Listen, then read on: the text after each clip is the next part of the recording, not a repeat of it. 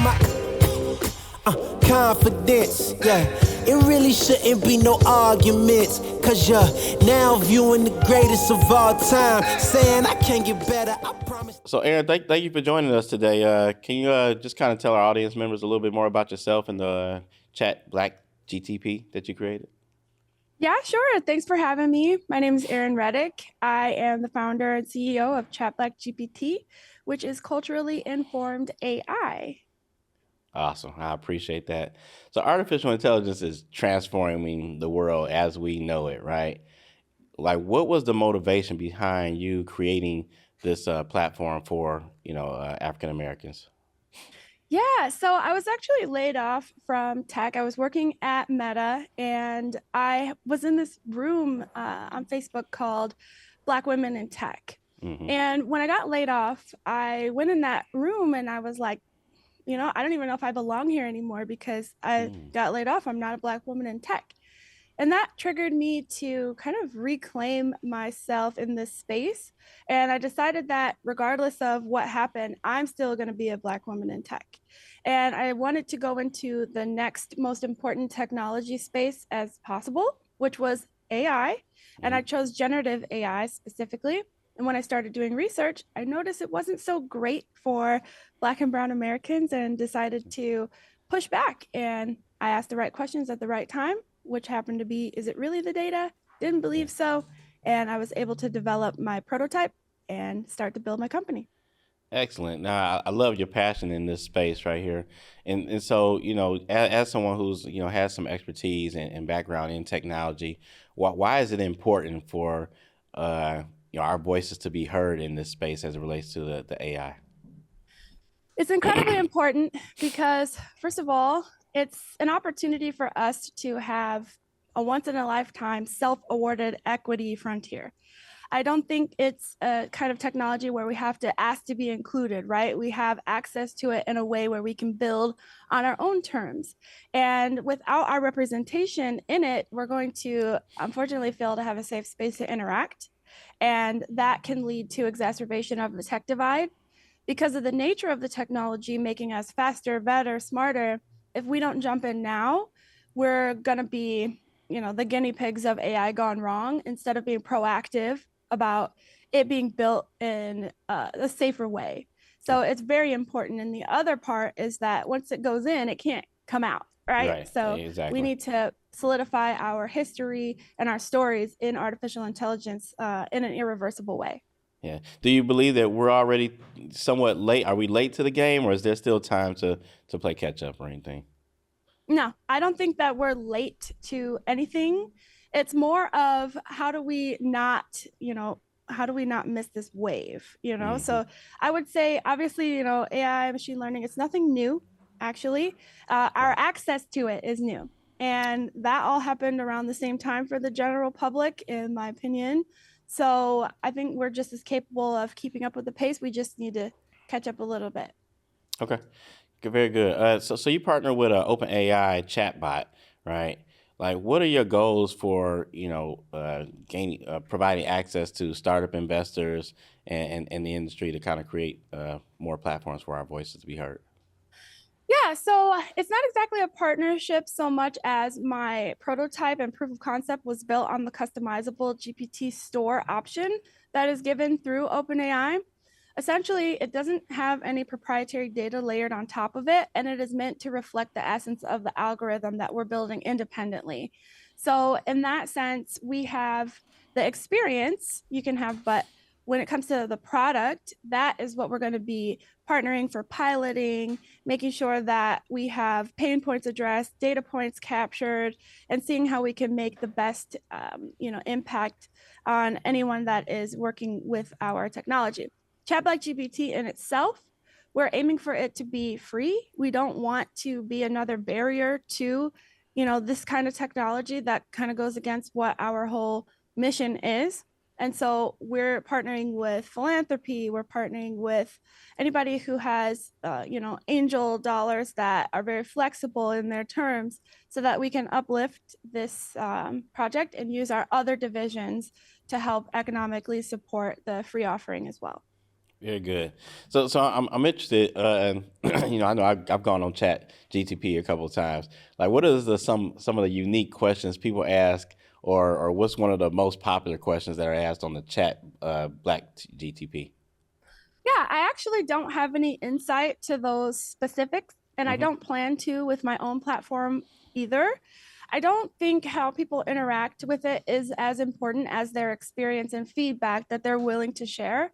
From working in tech, I definitely value privacy. And part of one of the ways we want to promote the use is for even people who have ingrained bias that they're aware of, or maybe not aware of, even so far as racism, for them to have a safe space to explore some of those ideologies within the app and have a non-consequence driven response to some of the questions that may be offensive or hard to process for Black and brown people, face to face.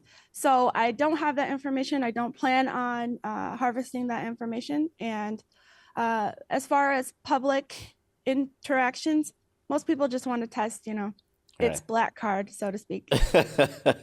Exactly. I believe that. So you mind sharing a little bit about the work that you guys are doing with HBCUs? Oh, absolutely. So, a part of what we're doing, obviously, we want to get Chat Black GPT into the hands of anyone who wants to build with a safer AI experience, uh, who's Black and brown. And essentially, part of uplifting and bringing more people into the space, we want to partner with HBCUs who have programs that support their interns on a paid basis to work with different companies. And so, from working in tech and working in hiring, I understand the significance of startup experience on a new grad's resume, as well as artificial intelligence on their resume. So, this is an important opportunity for us to tap in and get some of that experience onto resumes of HBCU grads and even high schoolers. So it's such a great opportunity. We're excited to offer. And so what I'm doing honestly is like I think there's a limit, right? There's like 6 interns you can have for up to 3 months. We're Okay. looking for you. We want to work with you. We have a social justice historian, backend engineers, data engineers. We have obviously me too. Okay. And depending on what program you're in and what your experience you're trying to get, we have assignments that you can apply to that are going to be up soon. And we hope to hear from you and your program. So yeah. Excellent. Yeah, as an HBCU graduate, I will be there to support you and make sure I get the entire HBCU family behind you to move to join your movement. So appreciate you sharing that. So there's a lot of conflicting articles out there about the pros and cons of AI, and how it could potentially be anti-black. Mhm. Right? What are your thoughts on that and the impact to the community? Yeah, I don't think it's a potential. I think it's definitely a reality. When it says anti-black, it's the way I kind of try to step back and look at it is that yes, a part of the issue that we're seeing is systemic racism that's surfacing through the data, right? And so I say classic racism is within the data, but modern Hmm. racism in the way you define it as exclusion and not being a part of the building process and the design There you go. process and the Yep. testing process rigorously enough to avoid some of these mishaps that we're seeing. That's the modern racism more than the algorithm, the way it's designed to actually work. So I would say the impact of those kind of shortcomings are extreme and very detrimental. Unfortunately, Black and brown people are kind of becoming, if not the guinea pigs of AI gone wrong. You can Hmm. see that with multiple different versions of how this technology is used, whether that's in courtrooms, assessing, recommitting probabilities, or if it's in the security cameras that are misidentifying people as criminals when they're not, all the way down to like subtle biases when you're Hmm. asking information about certain people where it doesn't tell the whole picture, but maybe some pieces that aren't so flattering. Um, so I've been doing a lot of comparative analysis there, and it gets worse. So, Right. but yeah, that's a few ideas. Yeah. So I dig a lot into AI as well, so I know a little bit around this circle. Mhm. Uh, like for you, is it important, or how do we protect those biases? Do we need to create our own AI platform where the algorithm that is built by people of color to protect our voices and kind of have some level of accuracy in the data? Absolutely. And that is 100% what we're aiming to do. Not only to get a safer AI experience in the hands of Black and Brown people so that we can capture this moment and propel forward as a society as well, but we also need to make sure that we can be a standard and say, hey, instead of including us, why don't you listen? And why don't you experience what it's like to have a generative AI experience based in Black history told by Black people, Black museums, Black historians, or the Black lived experience in corporate America told by actual people in corporate America or school systems, right? So all of the voices that have been marginalized or unincluded, we're just going to bring them here and give access to everyone so that can have that insight without the fragility factor baked into what you're getting as an answer. So that is 100% wholly what we're intending to do and doing right now. And so through your research, have you found, I guess just a straightforward question, like, can AI be racist? I don't think it's necessarily AI is racist. So I've had a conversation about this before. Right. And it obviously, there's, like I said, classic racism in the data, but like machine learning in general, it's just predictive. It's only trying to please the user based off of the most probable next word or answer. And I don't think that is like racism directly in any sense, even from the user, which some people would disagree with. I think it is just a reflection of the actual true nature of our society as a whole. And, it's just not lying is the thing. It doesn't cover it up because that's just the way it is. So, yeah. So as the technology continues to evolve and advance, right, there's a, paradigm shift that's happening right now where, people are nervous, like, is AI going to take my job? Like, we're talking about white collar jobs as well. Like, what are your thoughts around that, and how is this beneficial to people of color? Yeah, so the one way it's beneficial for people of color is that we're the highest rate in rising entrepreneurship.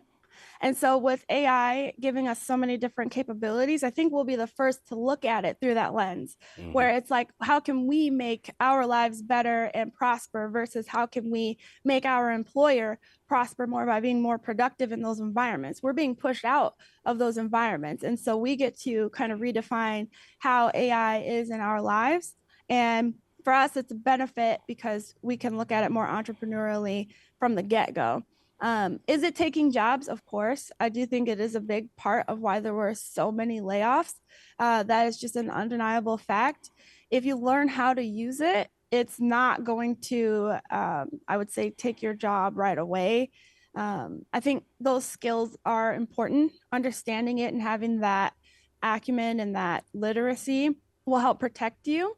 But if you think about it, if you're doing a job that is, I don't want to be disrespectful, but repeatable enough, or I don't know if I want to use the word mundane, but if it's, if a computer can do it, maybe it would be best to have a more fulfilling job that you look for and you kind of like inject your own humanity into, because, even with dentists, like they have like, I think the highest rate of suicide, right?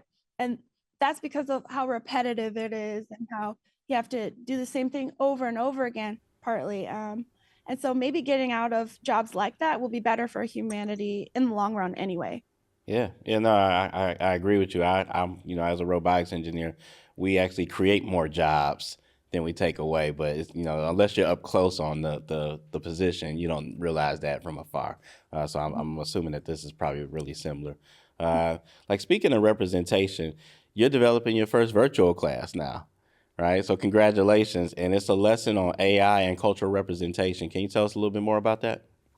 Sure. So just like the questions you're asking here today, it's really important to not just demystify AI, but get past the surface level.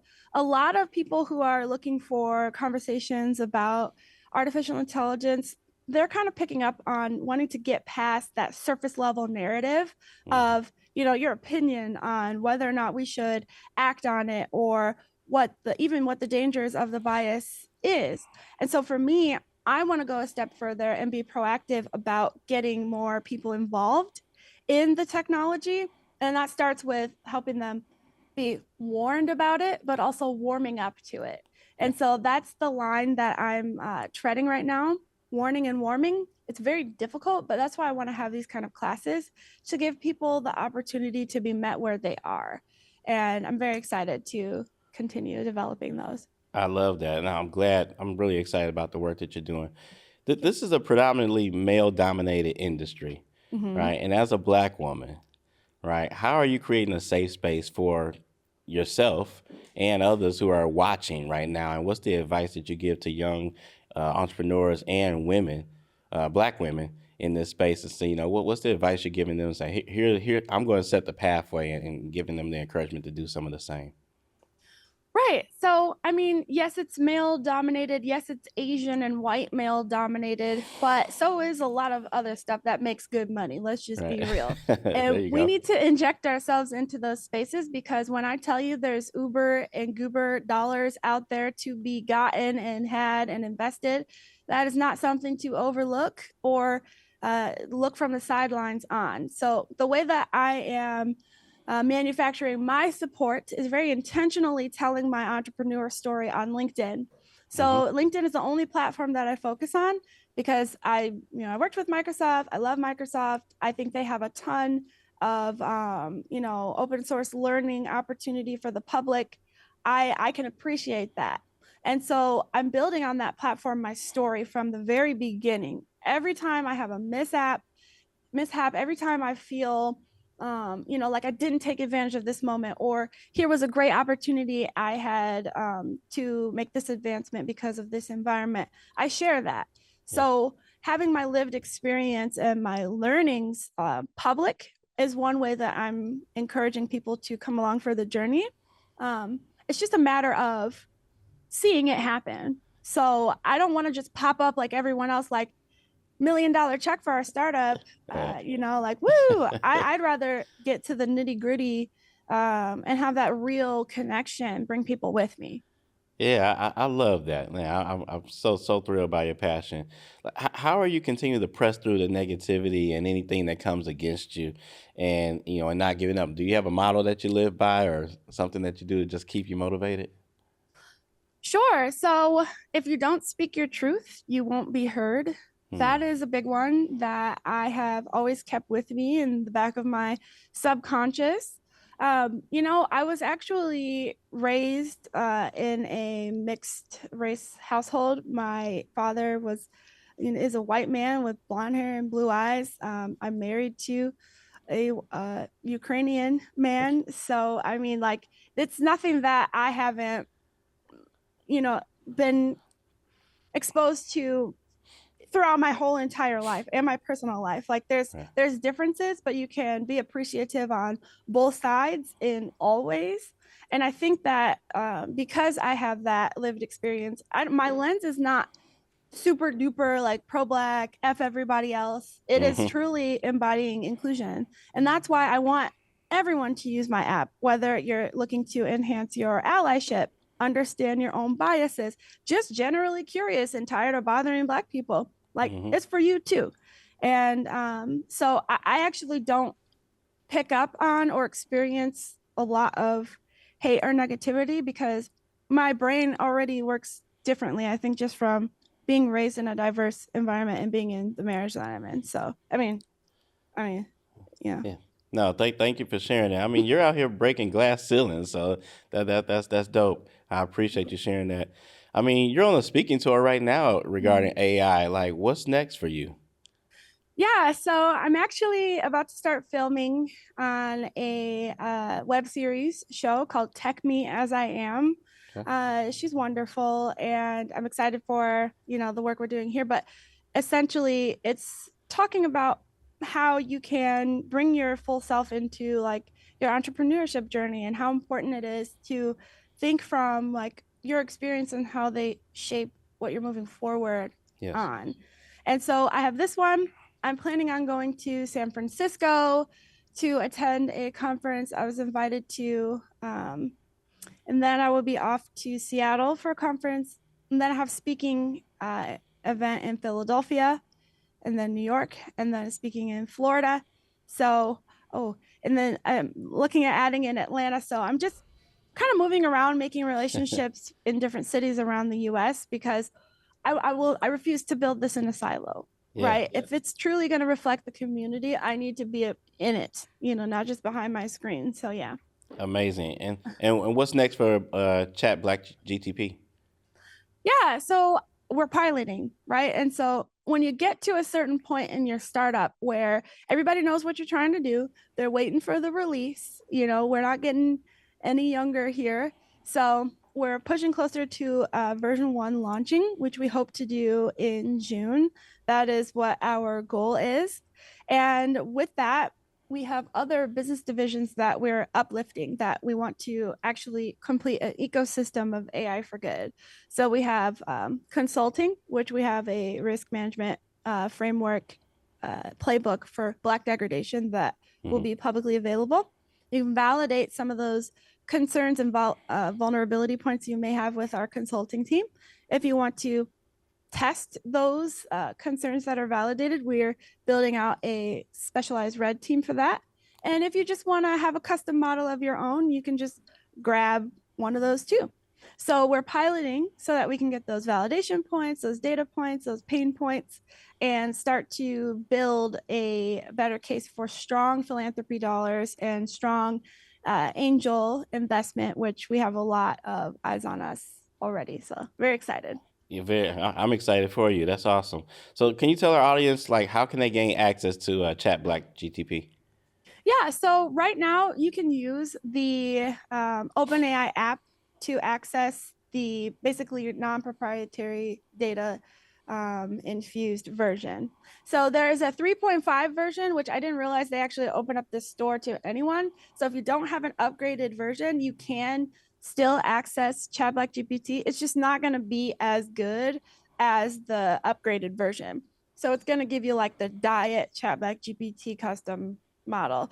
If you want the true experience of what we're trying to reflect our standalone app will offer, then you need to upgrade for that $20 and use Chat Black GPT through the store in that way. And so I don't get any of that money. I'm not promoting them.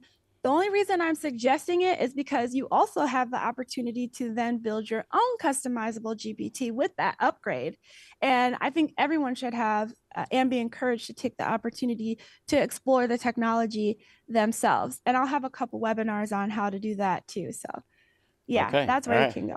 Very awesome. A huge thank you to Erin for sharing with her insights with us today. Erin, would you mind sharing with our audience how they can find you on social media, your website, and more about how we can just continue to gain insight about Chat Black GTP? Yeah, so right now our website is under construction. We want to have a waiting list available, as well as kind of more information on the different divisions. And because it's so complex, we want to tell the story right. So if you want to understand more, then my LinkedIn is the best place to do that. It's just Erin Reddick on LinkedIn. We do post a lot of comparative analysis on the Chat Black GPT LinkedIn page. So you can kind of see what we're about and how you can use the tool, different use cases, as well as an open call for comment for anyone who wants to join in on our listening tour, where we open up the floor to the community and ask, hey, what would you like to see from this tool? How do you see this tool helping you? We want to truly embody inclusive, community-driven design. And so that's where you can get involved and learn more. Excellent. I appreciate that, Erin. Thank you for joining us today. It's a chat by us, for us, and the future is yours and ours. So thank you so much today, and thank you for tuning in to the BlerdOut podcast. All righty, thank you. Confidence, yeah. It really shouldn't be no arguments, cause you're now viewing the greatest of all time.